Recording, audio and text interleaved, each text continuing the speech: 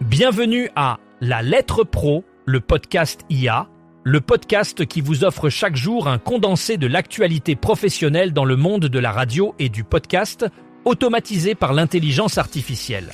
Je suis Brulatour, le rédacteur en chef de La Lettre Pro. Aujourd'hui, nous allons explorer plusieurs sujets captivants qui façonnent l'industrie, de la visibilité publicitaire des podcasts à la domination continue de la radio pour l'audio sportif. Nous parlerons aussi des tendances d'écoute au Portugal et aux États-Unis, ainsi que des nouvelles initiatives audiovisuelles de RCA, la radio et RMN.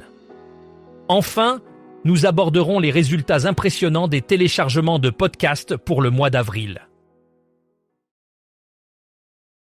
Aujourd'hui, nous commençons avec Nielsen et Triton Digital qui collaborent pour améliorer la visibilité publicitaire des podcasts. Ces deux géants de l'industrie visent à offrir aux annonceurs une meilleure compréhension de l'audience podcast. En utilisant des outils avancés d'analyse de données, ils souhaitent permettre aux annonceurs d'optimiser leurs campagnes publicitaires et d'améliorer le retour sur investissement. Cette initiative pourrait transformer la manière dont les podcasts sont perçus dans le paysage publicitaire actuel en offrant plus de transparence et d'efficacité dans la mesure des performances publicitaires. À Londres, The Podcast Show 2026 se tiendra les 21 et 22 mai pour sa 5e édition, mettant en avant les nouveaux modèles économiques du podcast, la fidélisation des audiences et l'évolution des usages d'écoute. Les organisateurs mettent l'accent sur la capacité des créateurs à transformer des auditeurs passifs en communautés engagées.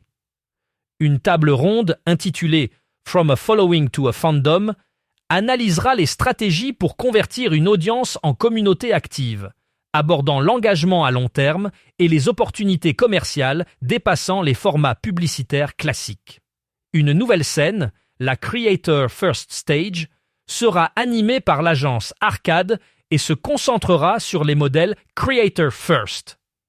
Cette scène reflète l'importance croissante des animateurs capables de développer des communautés directes. Une session intitulée « Attention spans are shrinking or are they ?» discutera des comportements d'écoute et de l'attention des publics, questionnant l'idée que seuls les formats courts sont efficaces. La radio continue de dominer l'audio sportif, principalement grâce à sa capacité à fournir des contenus en temps réel et à sa forte présence dans les contextes de mobilité. Selon une étude d'Edison Research, au 3e trimestre de 2024, la radio AM/FM représentait 61% de l'écoute audio sportive aux États-Unis. C'est un chiffre impressionnant comparé aux podcasts qui captent 27% et à SiriusXM qui enregistre 12%. Cette domination s'explique par le fait que les auditeurs de sport recherchent souvent des mises à jour immédiates et des commentaires en direct, que la radio est particulièrement bien équipée pour offrir. De plus, la radio est facilement accessible dans les voitures, ce qui est un avantage considérable pour les auditeurs en déplacement. Ces statistiques, mises en lumière par le Katz Radio Group, montrent que malgré l'essor des nouvelles technologies audio, la radio reste un pilier incontournable pour les amateurs de sport. RCA, la radio et RMN. La Bretagne en musique viennent de lancer DIF 360, une nouvelle structure audiovisuelle qui vise à étendre leur expertise sonore vers les contenus vidéo et multiformats. Implanté à Saint-Herblain, Pontivy et Gourin, DIF 360 ambitionne d'accompagner les marques et acteurs locaux dans leur stratégie de contenu, s'appuyant sur l'écosystème média développé par les deux radios. Le projet est porté par Valentin Gergaud et Quentin Malcoste, qui soulignent l'importance de l'ancrage territorial et du rôle de proximité de ces médias. DIF 360 se présente comme une extension naturelle de leurs activités radio, intégrant divers formats de production audiovisuelle tels que le film institutionnel, la publicité et la captation live. Le nom DIF 360 reflète cette évolution. DIF pour diffusion et 360 pour une présence sur tous les écrans et formats, symbolisant la rencontre entre l'exigence du direct radio et la puissance émotionnelle de l'image. Au Portugal, la voiture reste le principal lieu d'écoute de la radio, confirmant ainsi une tendance observée depuis plusieurs années. Les Portugais continuent de privilégier l'écoute de la radio en voiture, malgré l'émergence de nouvelles technologies et plateformes numériques. Cette préférence s'explique en partie par la culture de la mobilité et le temps passé dans les transports, qui offrent un cadre idéal pour la consommation de contenu audio en direct. La radio en voiture permet aux auditeurs de rester informés en temps réel, tout en profitant d'une expérience d'écoute sans interruption. De plus, le sentiment de proximité et de connexion locale offert par les stations de radio joue un rôle important dans cette dynamique. Ce phénomène souligne l'importance de la radio traditionnelle dans le quotidien des Portugais, même à l'ère du numérique, où les options de divertissement sont multiples, mais où la radio conserve sa place privilégiée. La radio locale aux États-Unis demeure une source d'information essentielle pour 52% des Américains, selon une étude récente du Pew Research Center. Malgré la baisse de ceux qui suivent de près l'actualité locale, passant de 37% en février 2016 à 21% en décembre 2025, la radio locale continue de jouer un rôle clé dans la vie quotidienne. Cette tendance souligne la confiance des auditeurs envers les stations locales pour fournir des informations pertinentes et en temps réel.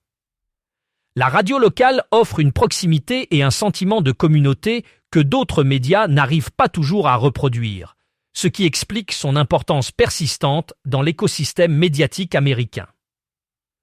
En dépit des changements technologiques et de la montée des plateformes numériques, la radio locale reste un réflexe d'information pour une majorité d'Américains, témoignant de sa résilience et de sa capacité à s'adapter aux nouvelles habitudes de consommation médiatique. En avril, les podcasts ont atteint un nouveau sommet avec plus de 30 millions de téléchargements, selon les chiffres publiés par l'Alliance pour les chiffres de la presse et des médias. Ce chiffre record reflète une croissance continue de l'intérêt pour les contenus audio numériques. La diversité des sujets et la qualité des productions attirent un public toujours plus large, allant des amateurs de culture et d'actualité aux passionnés de sport et de divertissement. Cette augmentation témoigne de l'évolution des habitudes de consommation des médias, où les auditeurs privilégient de plus en plus les formats à la demande qui s'intègrent facilement dans leur quotidien. Les créateurs de podcasts, quant à eux, bénéficient d'opportunités accrues pour monétiser leur contenu grâce à des audiences plus importantes et engagées. L'ACPM souligne également l'importance de la transparence et de la fiabilité des données pour soutenir cette croissance exponentielle. FGL prépare la 29e édition des Océanes à Biscarrosse-Plage, un événement attendu pour le samedi 6 juin 2026. Organisé par Fréquence Grand Lac, ce plateau radio gratuit réunit artistes et publics dès 21h sur le boulevard des Sables. Plus de 10 000 spectateurs sont attendus pour cette édition, qui inclura des sessions live et un engagement environnemental. Une scène de plus de 100 mètres carrés sera installée pour accueillir artistes et équipes techniques. En 2025, l'événement avait attiré plus de 13 000 personnes, se classant dans le top 10 des lives français en termes de fréquentation. Les festivités commenceront avec l'accueil des artistes entre 11h et midi, suivi d'un direct de 15h à 16h et des répétitions de 16h15 à 19h15. L'affiche de cette année inclut Flo de la Vega, Peter Cincotti et bien d'autres. Depuis 2022, l'événement intègre une dimension environnementale avec des pique-niques sans plastique et des initiatives de sensibilisation au changement climatique. Les 13-34 ans consacrent en moyenne 4 heures et 30 minutes par jour à l'écoute de contenus audio, selon une étude menée par Edison Research.